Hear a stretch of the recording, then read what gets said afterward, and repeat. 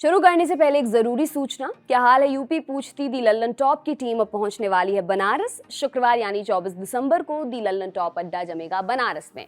पता है गुरुधाम पार्क भेलूपुर। समय होगा दोपहर के 2 बजे। मौके पर पहुंचे और अगर ना पहुंच सके तो मेहमानों और सौरभ से अपने सवाल हम तक पहुंचाइए। कू ऐप के जरिए सवाल पूछने के लिए पहुंचिए हमारे हैंडल @दी लल्लन टॉप पर। एक कहावत है, खाया पिया कुछ नहीं, गिलास तोड़ा 12 आना। एक हम बनाए देते हैं, लेना न देना, खरीदने चले चना। बात लेन देन से जुड़ी है, खरीद और बिक्री से जुड़ी है और उस पर दोनों कहावतें बिल्कुल सटीक बैठती हैं। कैसे? खबर के बहाने आपको बताएंगे। खबर है कि 20 दिसंबर 2021 से security exchange board of India यानी कि सेबी ने अगले 1 साल के लिए 7 कमोडिटी को फ्यूचर ट्रेडिंग के लिए बैन कर दिया है। सातों कमोडिटीज कृषि क्षेत्र से जुड़ी हैं। सेबी ने धान, गेहूं, सोयाबीन और इसके बाय प्रोडक्ट्स, सरसों और इसके बाय प्रोडक्ट्स, कच्चा पाम ऑयल और दलहनों में से मूंग और चने की फ्यूचर ट्रेडिंग पर बैन लगाया है। हालांकि मस्टर्ड सीड्स यानी सरसों और चने की फ्यूचर ट्रेडिंग पर इससे पहले भी अगस्त और अक्टूबर 2021 के दौरान बैन लगा था। वित्त मंत्रालय के फैसले के बाद सेबी ने इस फैसले को मल्टी कमोडिटी एक्सचेंज में लागू किया है। मल्टी कमोडिटी एक्सचेंज दरअसल स्टॉक एक्सचेंज की तरह ही काम करता है, पर शेयर्स के बदले कमोडिटीज के वास्ते। माने सारी कमोडिटीज की खरीद फरोख्त MCX पर ही हो जाती है। सेबी के फैसले के मुताबिक बैन की हुई कमोडिटीज में अगले आदेश तक कोई भी नई ट्रेडिंग नहीं की जा सकती। हालांकि सेबी ने इन्वेस्टर्स को राहत देते हुए रनिंग पोजीशन वाली ट्रेडिंग यानी जो ट्रेड पहले ही ली जा चुकी हैं उनको स्क्वायर ऑफ करने की अनुमति दी है। स्क्वायर ऑफ यानी सौदा पूरा करने का मतलब हम आपको पहले ही शेयर मार्केट से जुड़े कई वीडियोस में बता चुके हैं। खबर की शुरुआत से ही बार बार अपार चर्चा को प्राप्त हो रही 2 चीजें कमोडिटी और फ्यूचर ट्रेडिंग क्या है ये समझेंगे, लेकिन पहले ये जान लेते हैं एसेंशियल कमोडिटीज की फ्यूचर ट्रेडिंग पर बैन लगाने के पीछे सरकार की मंशा क्या है। बात थोड़ी गंभीर है। दरअसल एसेंशियल कमोडिटीज की फ्यूचर ट्रेडिंग पर बैन के पीछे सरकार का उद्देश्य महंगाई को कम करना है। ग्लोबल लेवल पर महंगाई इस वक्त अपने उच्चतम स्तर पर है। कोविड ने यूं भी आर्थिक स्तर पर पूरी दुनिया को पीछे ढकेला है और अब इसके नए वेरिएंट ओमिक्रॉन को लेकर शंकाएं और डर वैश्विक बाजार पर हावी हैं। दुनिया भर के सेंट्रल बैंक और US फेडरल रिजर्व महंगाई कम करने की कोशिशों में लगे हुए हैं। ऐसे में एसेंशियल कमोडिटीज को लेकर सेबी का भी मानना है कि इनकी फ्यूचर ट्रेडिंग को कुछ वक्त के लिए रोककर महंगाई कंट्रोल की जा सकती है। सही भी है, क्योंकि ये कमोडिटीज ही हैं जो पब्लिक की जेब पर सीधा असर डालती हैं और फ्यूचर ट्रेडिंग करके इन कमोडिटीज से प्रॉफिट कमाने वाले इन्वेस्टर इनके प्राइस बढ़ा रहे थे। वैसे इन लोगों का भी दोष नहीं है, क्योंकि फायदा तो आखिर फायदा है। डॉज कॉइन भले ही मजाक में शुरू हो, लेकिन एलन मस्क जैसा कोई व्यक्ति उसका नाम ले ले, लोग इन्वेस्ट करने लगे तो जनाब कीमत फिर इसकी बढ़ेगी। इसमें ना तो डॉज कॉइन की गलती है और ना ही कोई खास श्रेय। जो चलेगा वो बढ़ेगा। आंकड़े क्या कहते हैं? बढ़ी हुई महंगाई समझने के लिए अगर कुछ आंकड़ों की बात करें तो CPI यानी कंज्यूमर प्राइस इंडेक्स इस महीने अक्टूबर में 4.48% से बढ़कर 4.91% आंका गया। ये पिछले 3 महीनों में सबसे ज्यादा है। फर्क क्या पड़ेगा इसे ऐसे समझिए कि CPI ही असल में आम लोगों की जिंदगी में महंगाई का एक पैरामीटर है।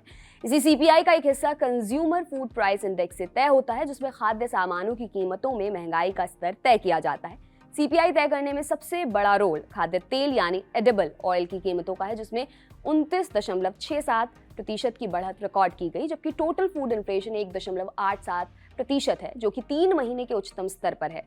और इसीलिए सरकार के लिए पॉइंट ऑफ कंसर्न CPI के अलावा खास तौर पर खाद्य पदार्थों की महंगाई बना हुआ है। WPI यानी होलसेल प्राइस इंडेक्स के आंकड़े भी चढ़े हुए हैं। थोक कीमतों में महंगाई के चलते नवंबर में WPI 14.23% पर था, वहीं अक्टूबर में WPI 12.54% रिकॉर्ड किया गया था। हालांकि लगातार 8 महीने से WPI डबल डिजिट में ही रहा है, लेकिन चिंता की बात यह है कि नवंबर में WPI पिछले 5 महीनों के हाई पर है। वजह वही फूड प्राइसेस की महंगाई है। हालांकि सरकार ने महंगाई को कम करने के लिए एक्साइज ड्यूटी में भी कटौती की और राज्य सरकारों ने भी इसमें केंद्र सरकार का सहयोग किया, लेकिन बढ़ी हुई महंगाई पर एक्साइज ड्यूटी की कटौती का भी कोई फर्क नहीं पड़ा। ये तो वो वजहें हैं जिनके चलते एसेंशियल कमोडिटीज की फ्यूचर ट्रेडिंग रोककर सरकार महंगाई कम करना चाह रही है। अब आसान भाषा में समझते हैं कि कमोडिटीज और फ्यूचर ट्रेडिंग क्या है। सबसे पहले बात करेंगे कमोडिटी की।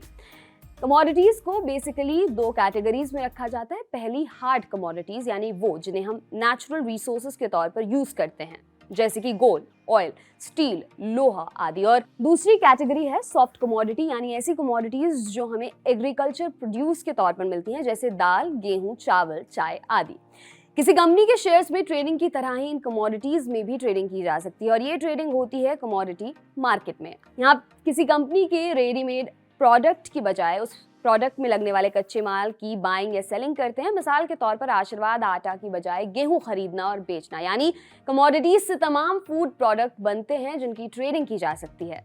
जिस कंपनी ने प्रोडक्ट बनाया है उसके शेयर्स लेकर, लेकिन कमोडिटीज खुद में वो एसेट हैं जिन पर ट्रेडिंग होती है और जाहिर है कि किसी कंपनी के किसी प्रोडक्ट की तरह ही इन्हें भी खरीदना, स्टोर करना और बेचना कुछ भी फिजिकली नहीं करना होता, बल्कि कमोडिटी एक्सचेंज पर इनमें इन्वेस्ट करना होता है, बिल्कुल वैसे ही जैसे शेयर्स में आप इन्वेस्ट करते हैं। अब चलते हैं फ्यूचर ट्रेडिंग यानी वायदा बाजार की तरफ। मान लीजिए आपकी जेब की हालत बिल्कुल चकाचक है। इस वक्त आपके पास खूब पैसे हैं और आप उन पैसों से 6 महीने का राशन खरीदना चाहते हैं। अब आप क्या करते हैं, परचून वाले के पास जाते हैं और सारा सामान घर में भर लेते हैं। लेकिन कुछ दिनों बाद देखते हैं चावल चूहे खाने लग गए, दालों में कीड़े लग गए, 2 दिन लाइट नहीं आई, फ्रिज में रखा बटर पिघलने लगा। मतलब नुकसान ही नुकसान। इससे बेहतर तो ये है कि आप हर महीने राशन खरीदें, लेकिन सोचिए अगर राशन के दाम बहुत तेजी से घटते बढ़ते हों तो, और कहीं इसकी कीमत लगातार बढ़ने लगे तो आप कहेंगे कि इसी जोखिम के बारे में सोचकर ही तो आप एक मुश्त राशन खरीद रहे थे। तो फिर क्या कोई तीसरा विकल्प भी है? जी बिल्कुल है। इसी तीसरे विकल्प का नाम है वायदा बाजार, जिसमें आपके और दुकान के बीच एक कॉन्ट्रैक्ट हो गया। करार हुआ कि अगले महीने यानी मई में वो दुकानदार आपको 5,000 रुपए में ही राशन देगा और उसके अगले महीने 6,000 में, फिर चाहे उस वक्त राशन की कीमत इससे कम हो या ज्यादा। इस सिस्टम में आप सामान तो करार के मुताबिक तय वक्त पर लेंगे, मगर पैसे कॉन्ट्रैक्ट बनते वक्त ही देने पड़ेंगे। अब ये जो आपके और दुकानदार के बीच आने वाले महीनों के लिए 5,000 और 6,000 का कॉन्ट्रैक्ट हुआ, उसे राशन मई फ्यूचर कॉन्ट्रैक्ट और राशन जून फ्यूचर कॉन्ट्रैक्ट कहेंगे। अब आपको ये करना है कि मई और जून में दुकानदार के पास जाकर अपना राशन घर ले आना है। उस वक्त ना दुकानदार आपसे पैसे बढ़ाकर मांगेगा, ना ही राशन लेने से इनकार करके आप अपना पैसा वापस मांग सकते हैं। हालांकि दुकानदार के पास एक विशेष अधिकार है, ये कि वो आपको चुनने का मौका दे कि कॉन्ट्रैक्ट में जितना सामान देना तय था या तो उतना सामान ले लो या फिर सामान के वर्तमान मूल्य के बराबर रकम ले लो। वो इनाम वगैरह में उतने ही मूल्य की नकदी का जिक्र होता है ना कई बार, उसी तरह की व्यवस्था इसको समझिए। अब अगर सामान के रेट बढ़ गए तो जितने का सामान आपने लिया था उसकी रकम वापस लेने पर घाटा होगा। माने शुरू में बताई पहली वाली कहावत चरितार्थ हो गई। अब इससे फायदा क्या है? ऐसा तो नहीं है कि आपको अकेले दुकानदार ऐसा कॉन्ट्रैक्ट देगा, उसका तो बिजनेस मॉडल ही है, तो वो कईयों के साथ ऐसा करार करके बैठा होगा। इसमें कुछ लोग क्या करते हैं कि उन्हें मई का राशन नहीं चाहिए, लेकिन फिर भी इस कॉन्ट्रैक्ट को खरीद लेते हैं। क्यों? क्योंकि उन्हें लगता है कि वे इस कॉन्ट्रैक्ट को और अधिक दामों में बेच सकते हैं। दूसरी कहावत यहाँ फिट बैठती है, यहाँ पर उनका मकसद केवल फायदा कमाना है, राशन खरीदने से उन्हें कोई मतलब नहीं है। इस तरीके से बाजार में इस कॉन्ट्रैक्ट का खरीदना बेचना चलता रहता है। जिस बाजार में खरीद बिक्री हो रही है उसे ही वायदा बाजार यानी कि फ्यूचर मार्केट कहते हैं।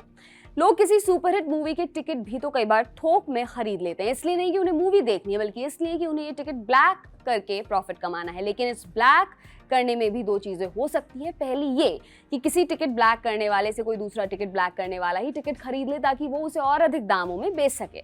दूसरा ये कि ब्लैक करने वाले ने शुरुआत में टिकट इसलिए खरीदी कि उसे लगा पिक्चर भाईजान की और हिट होगी ही होगी, लेकिन पिक्चर निकलती है ट्यूबलाइट। अब टिकट खरीदने वाले को पिक्चर तो देखनी नहीं, तो वह घाटा खाकर टिकट बेचना शुरू कर देता है। यहाँ ये भी जानना जरूरी है कि टिकट हमेशा के लिए बचाकर नहीं रखी जा सकती। ये नहीं हो सकता कि आप सोचे जब दाम बढ़ेंगे तो बेच दूंगा। ऐसा इसलिए कि आपके पास मैटनी शो की टिकट है और उसको 3 बजे से पहले ही बेच देना है। इस 3 बजे को समझ लीजिए टिकट की एक्सपायरी डेट। अगर यहाँ पर टिकट के बदले फ्यूचर कॉन्ट्रैक्ट और ब्लैक के बदले सब लीगल हो जाए तो टिकट खिड़की के बाहर का सारा कारोबार वायदा बाजार या फ्यूचर मार्केट कहलाएगा। तब हम टिकट की एक्सपायरी डेट नहीं, कॉन्ट्रैक्ट की एक्सपायरी डेट कहेंगे। जिस तरह टिकट खिड़की से बाहर निकलने से लेकर टिकट चेकर के हाथों फटने तक कई हाथों से गुजर सकता है और इस दौरान उसकी कीमत घट या बढ़ सकती है, उसी तरह फ्यूचर कॉन्ट्रैक्ट भी बनने से लेकर डिलीवरी लेने तक कई हाथों से गुजरता है और उसके दाम घटते बढ़ते रहते हैं। लेकिन इस सब के दौरान 2 चीजें ध्रुव की तरह टिकी रहती हैं। एक, पिक्चर बनाने वाले को मिला टिकट का दाम। दूसरा, दर्शक द्वारा देखी जाने वाली फिल्म का अनुभव। उम्मीद है वायदा बाजार यानी कि फ्यूचर मार्केट को आप अब तक समझ गए होंगे। सेबी कुछ कमोडिटीज की फ्यूचर ट्रेडिंग पर रोक क्यों लगा रहा है ये भी स्पष्ट है। अब इससे महंगाई पर कितना प्रभाव पड़ेगा ये देखने वाली बात होगी। आपके लिए तमाम जानकारी जुटाई है हमारे साथी शिवेंद्र और सुरभि ने। मेरा नाम है दिव्यांशी। देखते रहिए दी लल्लन टॉप। शुक्रिया।